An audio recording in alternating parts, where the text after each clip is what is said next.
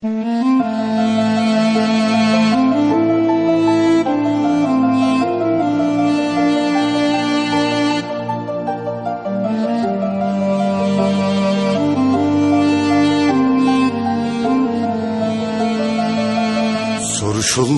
seni menden, deyirəm ki ayrılmışıq.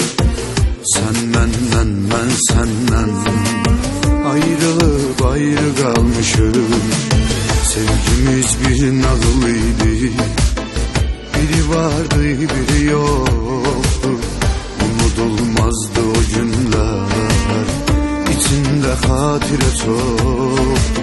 Sen mənə şeir yazardın, mən mahnı bəstəliyərdim.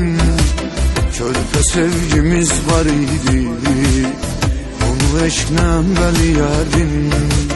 Mən sənə şeir yazardım, sen mahnı bəstəliyərdin.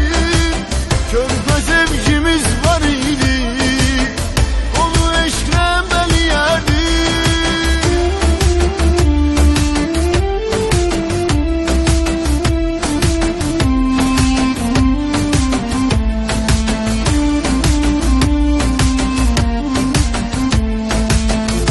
Deyərdin ki əzizim, nə ayrılıq nə kədər qəm.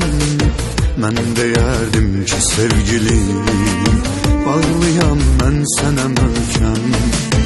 Ay çıxıb axşam olardı, baş qoyardım dizin üstə. Əsəbləşib nə desəydin, mən deyərdim gözümüz. O zaman sakit olardın, tellerine sığal çekerdim, sana eşkten danışardım.